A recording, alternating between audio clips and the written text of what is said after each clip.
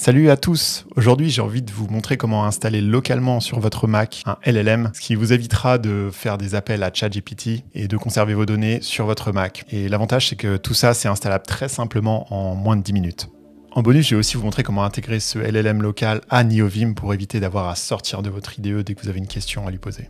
Récemment, j'ai tendance à utiliser pas mal de langages de programmation différents et c'est vrai que je trouvais ça assez lourd de devoir à chaque fois passer dans mon navigateur pour poser ma question, obtenir ma réponse, éventuellement copier-coller du code et revenir dans mon IDE pour coller ce code. Parce que c'est beaucoup plus simple de demander à un LLM une question sur une API plutôt que de parcourir les nombreuses pages de documentation afin de trouver vraiment ce que l'on recherche. Et puis en plus, c'est adapté à notre contexte. On peut poser une question avec nos propres variables et il va nous sortir un extrait de code qui correspond vraiment à notre contexte dans notre propre code.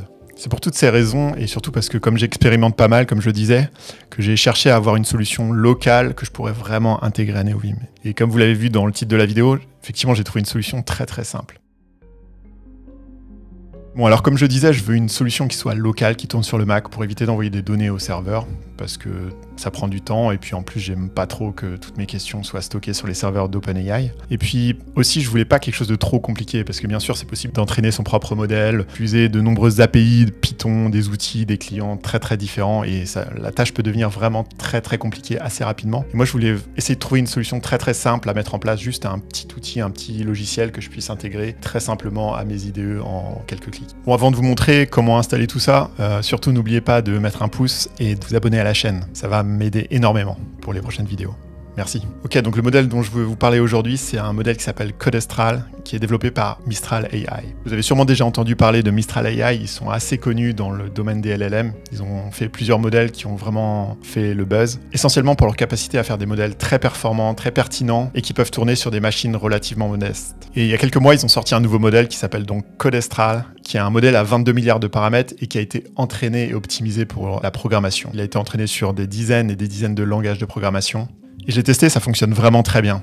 Et pour l'installer, je vous montre une technique vraiment simplissime.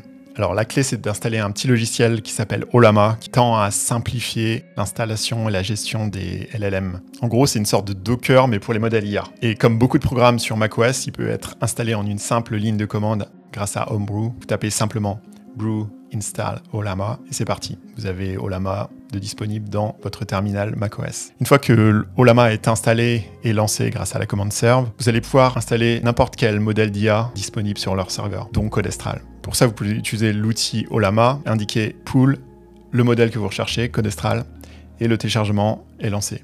Donc là, en l'occurrence, Codestral pèse tout de même 12 Go, donc il va falloir attendre un petit peu. Et une fois qu'il sera installé, vous pourrez l'utiliser directement de votre terminal. Et l'avantage, c'est que Ollama propose une API REST locale qui va être accessible par l'ensemble de vos logiciels sur votre Mac. Vous pouvez aussi installer d'autres modèles comme Gemma de Google pour des usages plus généraux.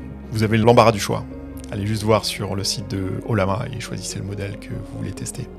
Tout ça, c'est génial, je peux prompter mon LLM Codestral depuis mon terminal, mais l'idée originale, c'était de l'intégrer à mon IDE pour éviter d'avoir à jongler entre différentes applications. Et pour ça, c'est très simple sur NeoVim. Il y a un plugin qui existe. D'ailleurs, je suis sûr qu'il y a d'autres plugins pour tous les IDE du monde, y compris VS Code. Mais en l'occurrence, moi, je suis sur NeoVim. Et sur NeoVim, il y a un plugin qui s'appelle ollama.nvim qui fonctionne exactement comme je le souhaite, donc permet d'envoyer un prompt et d'obtenir une réponse depuis l'IDE. Pour ça, c'est très simple, il suffit d'ajouter l'entrée dans la configuration des plugins NeoVim et vous avez différents paramètres. Vous allez notamment pouvoir préciser le modèle par défaut. Moi, je vais indiquer Codestral et vous allez aussi pouvoir ajouter différents prompts optionnels. Par exemple, moi j'ai rajouté un second prompt qui me permet d'envoyer une requête au modèle Gemma plutôt que Codestral. J'ai une question plus généraliste ou si je veux générer du contenu par exemple.